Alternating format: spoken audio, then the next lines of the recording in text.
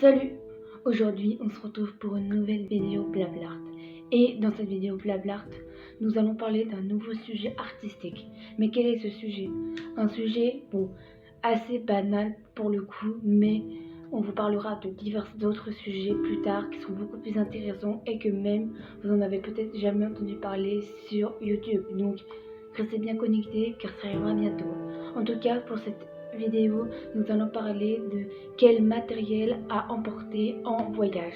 Alors oui, pourquoi on vous parle de cette vidéo-là? Pourquoi on vous parle de ce sujet-là? Parce que on a tendance souvent à toujours prendre trop de matériel quand on veut partir en voyage, quand on veut faire une petite sortie ou aller partir quelque part et tout, juste par exemple pour faire une promenade en forêt ou aller voyager quelque part. On a tendance à prendre à chaque fois trop de matériel parce que nous ne savons pas quoi prendre et on se dit je vais prendre ceci, cela et au final notre sac il est blindé et on ne sait quoi utiliser et nous sommes un peu perdus.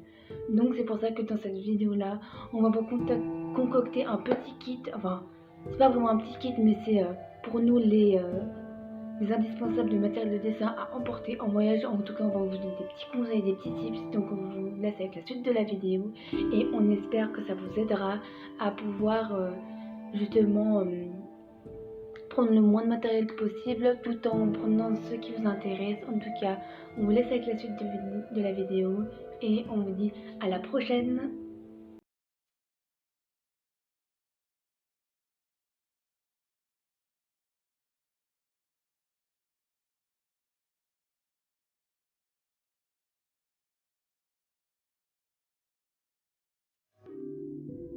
Quel matériel de dessin à emporter en voyage?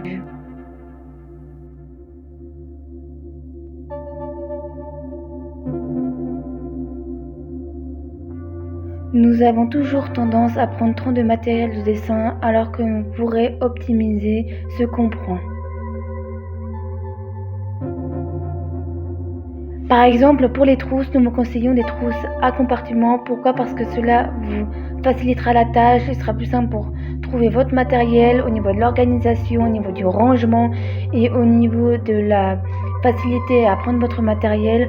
En plus de ça, ça évitera de prendre tous les matériels et ça vous permettra de prendre le strict nécessaire.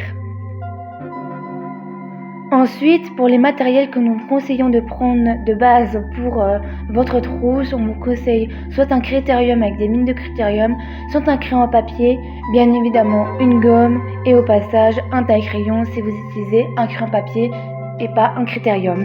Franchement, c'est les matériaux de base qu'on vous conseille. Sinon, pour que ce soit plus simple au niveau des dessins, vous pouvez prendre aussi des feutres fins. Donc, on vous conseille soit la marque Pigma Micron en haut à gauche, soit la marque Faber-Castell en haut à droite, soit la marque Stabilo en bas à gauche.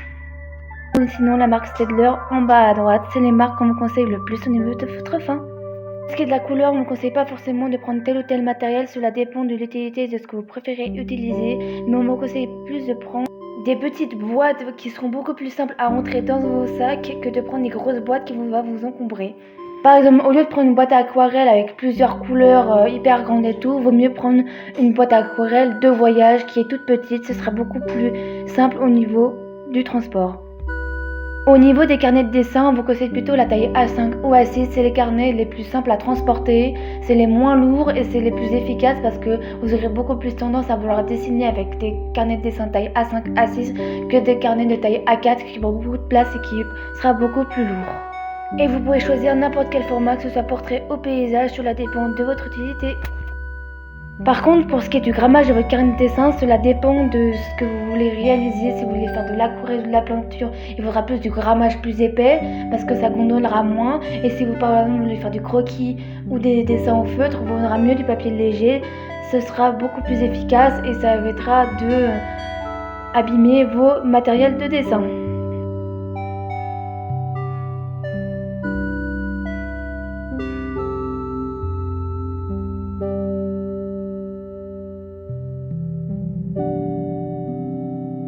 Nous vous conseillons de prendre le moins de matériel possible et de prendre les matériaux les plus utiles car cela vous abîmera moins le dos, ce sera moins lourd et vous aurez plus envie de dessiner si vous prenez le strict minimum. Bon bah voilà, j'espère que cette vidéo kit de dessin pour partir en voyage vous a plu. J'espère que vous avez bientôt compris.